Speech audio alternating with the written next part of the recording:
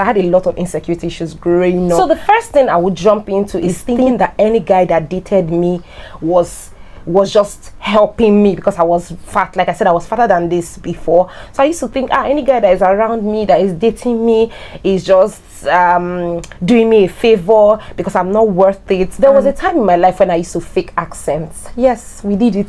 There is no award for loving pepper and killing yourself with pepper. I used to be like that before, where I would force myself to eat a very, very crazy amount of pepper that was very uncomfortable for myself and my stomach, just because I wanted to feel among. There was a time in my life when I tried so hard to make friendships work. I would do all it takes. I would try to follow up. I would try, like, guys, I'm over it.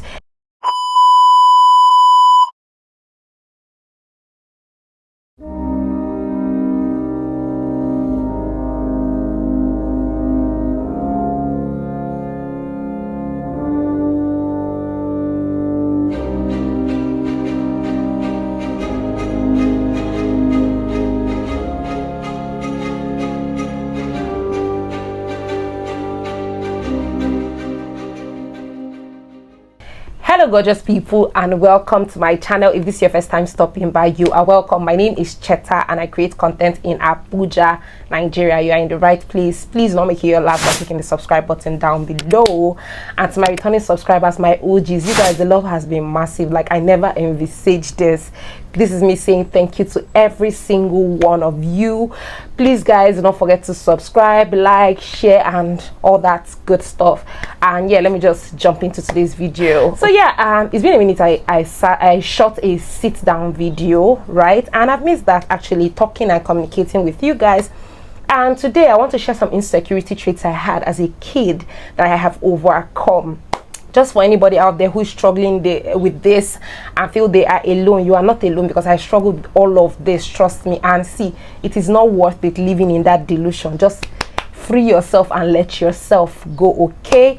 I've created previous videos where I shared, because I had a lot of insecurity issues growing up. I've shared a few. I'll link them up above so that if you're interested in watching them and getting caught up, you can go and watch them. I've talked about my weight, how I was very, very big before and lost some weight, and how I am striving right now, and all of that. Basically a few things actually, and like I said, I'll be linking them up above, so go and watch and get caught up. So the first thing I would jump into is thinking that everyone who loved me or was my friend was doing me a favor. There was a time I completely thought that everybody who was around me was doing me a favor because I wasn't worth it, I wasn't enough. But trust me guys, you are worth it. You are more than enough. In fact, you are doing them a favor by giving them a space in your life. That's one thing I learned, and I just moved past that. So that's the very first insecurity trait I had growing up. Now the second one, which is somehow linked to this, is thinking that any guy that dated me was just helping me because I was fat. Like I said, I was fatter than this before.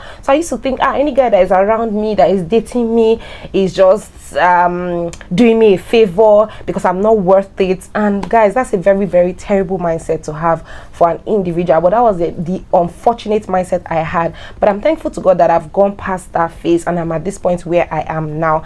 And if you are someone who is struggling with these things, please jump and pass. You are absolutely 100 times worth it. Another insecurity trait is being a fool for love. So I had this boyfriend then that was just using my head, and I've shared this full story on one of my videos. I'll link it up above right now. He was just using my head, eating my money, playing with my brain.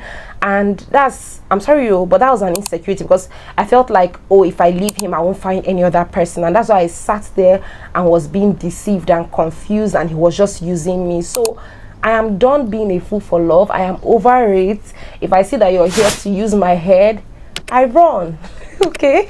Another one I was very guilty of is putting myself in very, very difficult situations simply because I want to please people, or I do not want to hurt people's feelings. I remember vividly dating a guy that I never loved simply because I didn't even know how to say no, I can't date you, and I was just in it. And I've shared this story again. I'll link it up above. In fact, it was hard for me to tell him I love you. I remember how I went to Google how to tell someone I love you because I didn't love this guy, okay, and I just didn't want to hurt his feelings.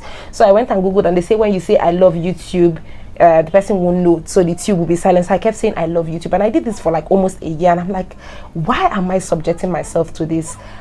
You guys, I stopped it. There's no point hurting yourself or putting yourself in a very, very uncomfortable situation simply because you want to make someone feel good or you don't want to hurt their feelings. If you do not love someone, it's even best for you to tell them, I do not love you, I don't want to go into this relationship with you, instead of deceiving them, lying to them every single day. It's not worth it at all. Very similar to this previous one is putting myself in very physically uncomfortable situations. Personally, I'm an ambivert. A lot of people think I like to go out, but I prefer being indoors. There was a time in my life where I felt like going out was the in thing. I'll force myself to be outside. I'll force myself to go to places that I honestly, my mental state was not ready for. I was not even happy being there, but just because I wanted to feel among, in quotes, and be seen as the outside girl, I'll go out there. And honestly, guys, I am over it right now. When I don't want to go out, I sit at home. It's not worth it. It's not doing anything for me. Another one I know I used to do was, when I was growing up, I hated all these lounges and beer parlors, but because it was the internet at the time, I would go there just so I can feel among and experience it. But guys, it's not worth it. Like I said, it is not worth it. You're just stressing yourself over nothing. Whether you go to a beer parlor or not, it doesn't change the fact that you're woke or you're not woke. So stop infusing yourself or putting yourself in a physically uncomfortable situation because you want to feel among or you want to be part of it, or basically, you get my gist. So there was a time in my life when I used to fake accents. Yes, we did it. Faking funny accents that don't even make any sense, because then it was the trend. If you know how to form accents, you are the big girls.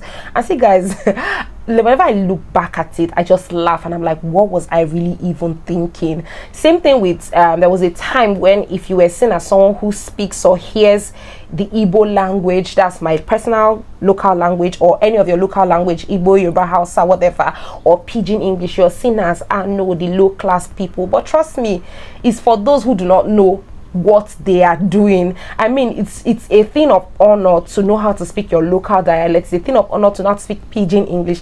So why would I pretend? There was a time I used to pretend I can't speak English, I can't speak Pidgin, I can't speak Igbo. You guys, whenever I think of those times, I laugh. There was even a boyfriend of mine then that I told, no, I can't speak Igbo, and it was like, why would you say you can't speak Igbo? And then I was defending it. I mean, I believe all those things were tied to being a kid because it was the in quotes trend at the time. But guys, I did that nonsense and I am completely over it now. I will speak Igbo, I will speak Pidgin. You guys already know now, so I don't need to talk too much. So there was a time in my life when I used to pretend that I loved pepper, even though I absolutely knew that I hated so much pepper. So I had this roommate then that cooks with a lot of pepper, right? And guys, she will cook with a lot of pepper, so it was the in thing. If they ask you, do you eat pepper? No, you don't eat pepper. I know, you know Sabio, guys. I used to force myself to eat pepper. I got to a point where I was completely over it. Now, if you notice most of my recipes, I don't put so much pepper. There's no nutrient pepper gives. I just appreciate the taste of it. But if it's in excess or doing so much, gone are those days. There's no award for loving pepper and killing yourself with pepper. I used to be like that before, where I would force myself to eat a very, very crazy amount of pepper that was very uncomfortable for myself and my stomach, just because I wanted to feel among. And guys, I'm completely over that now. I know they chop pepper and I say it with my full chest. Another one is copying people's behavior. Yes, there was a time I used to look at people, and if I feel like I find their behavior interesting, I start trying to copy it and try to do what they do, which to me, I'm sorry, but that's not originality. I've gotten to a point where in my life now, where if I like what you do or your behavior, I mean, the way you speak, the way you act, I just appreciate it and keep pushing. I don't necessarily have to copy you and infuse it in my life and try to fit into your own life. That's delusion. Everybody is unique in their own way. There are people that like the way I speak and that makes me unique. There are people that like the way other people speak and I like the way other people speak. So you don't have to necessarily copy and try to behave and act like a person because you want to prove a point. Notwithstanding, there are mentors out there that you can look at and pick good things from their life, but trying to copy them verbatim is just what I don't encourage. There are people that try to copy every single thing a human being does. They want to fit into that position of that person. That's absolutely wrong. Be you. If you see beautiful things, of course, pick them and emulate and put them in your life here and there. But trying to be someone else is something I completely do not accept or agree with. And I no longer do that. I used to do it before, but I'm over it now. So 2 things I have also stopped is trying too hard to fit into a cycle. Maybe they're a group of girls, there's the way they act, they behave, places they go to. There was a time where I feel like, oh, if I attach to this group of girls, I'll be seen as that kind of girl, that girl. But I've gotten to the point where I no longer try hard to fit into a cycle. If I come to a group of people and I meet them and I see that we don't align in one way or the other, in a snap of a finger, I'm gone. Before, I'll try hard to force myself to conform myself to be like them, but I am completely over it. I just am who I am, and I'm true to who I am, and I am proud of who I am, honestly. Like I said, I struggled. I had a lot of image struggles growing up, and this is one of them. Trying hard to fit into a cycle, trying hard to be like a set of people. Another one was me trying so hard. There was a time in my life when I tried so hard to make friendships work. I would do all it takes. I would try to follow up. I'll try, like, guys, I'm over it. If I see that I'm giving an energy and it's not being reciprocated, I hands off. I give an energy, is reciprocated, we vibe. I have a lot of amazing friends right now, but if I give an energy and it's not being reciprocated, I run for my life. And I would advise anybody, there's no point forcing a friendship. If you see that you are trying so hard to be friends with someone and they are not reciprocating, just move on with your life. It's really not worth it. So another one was me always dying in silence. There was a time where, guys, I would literally be hurting either in a friendship or in something, and I'll be dying in silence simply because I don't want to displease others. Like, I would be struggling and forcing myself in a situation and dying in silence because I did not want to displease others. See, guys, you are not jollof rice. Even jollof rice cannot please everybody. So why are you trying hard? I mean, so stop dying in silence and killing yourself. If something is uncomfortable for you, speak out. If a situation is not good for you, if you don't want to speak out, remove yourself from that mix and keep pushing. Remove yourself from the mix and keep pushing. You don't have to kill yourself in a relationship or in a friendship. That's one thing that I know that I am completely done with. Dying in silence in anything, whether it be a friendship, a relationship, in a place of work, whatever situation, is not advisable for you. Speak out. But like I said, it's not about what you say but how you say it. So it's about how you structure your words and communicate that will now determine whether the responding party would actually reciprocate or do what you want them to do. So that's about it, guys. So there was also a time when I make decisions solely based on people's opinions. I don't care about myself in the mix. I just care about every other person but me. If you are someone who does that, you need to stop it.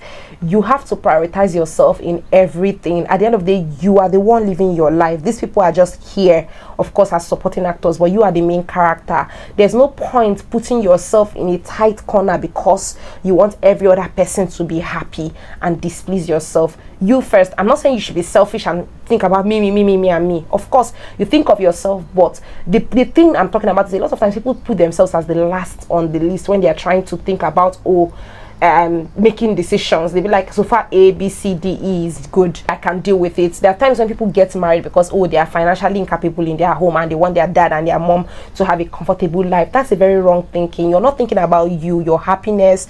That's an example of what I mean. So always prioritize yourself when making a life-changing decision or any decision at all, because at the end of the day, you are the main character in your life. Another thing I used to do before was shying away from conversations centered around sex. Of course, I'm not saying I talk about it to everybody, but then there was a time when I don't want to hear anything about sex or anything about the female puberty period. I was just shying away from all those kind of conversations. But trust me, shying away from those conversations means that you will not even be learning as a human being.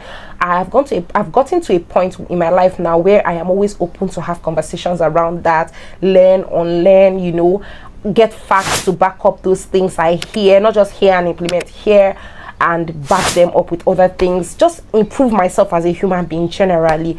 And yeah, guys, that's about it. Most of these transitions I'm talking about, they did not happen overnight.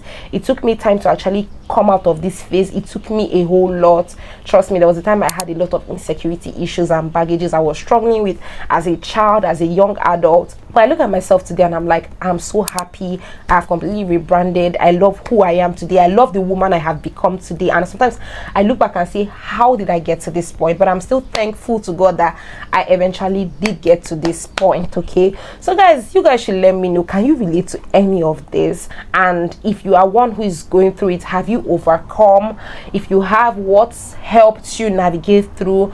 Like I said, a lot of things that helped me navigate through was just understanding who I am, growing up as a human being. It did help me out a whole lot. And if you're at the other end of the whole conversation, like you're still struggling, know that you are beautiful, you are wonderful, you deserve everything good. Nobody is better than you in your own story. Okay, just have that at the back of your mind, and yeah, let God do his magic in your life. Okay, yeah, thank you guys so much for watching. Like I said, please comment below if you are part of this family of struggles, and if you have overcome, and if you have overcome, and how you were able to do this. Okay, all right guys, thank you so much for watching. You know what to do: like, subscribe, share, and all that good stuff. If there's any other topic you guys want me to talk about, please let me know in the comment section below. And yeah, thank you guys so much for watching, and I'll see you in my next video. Bye.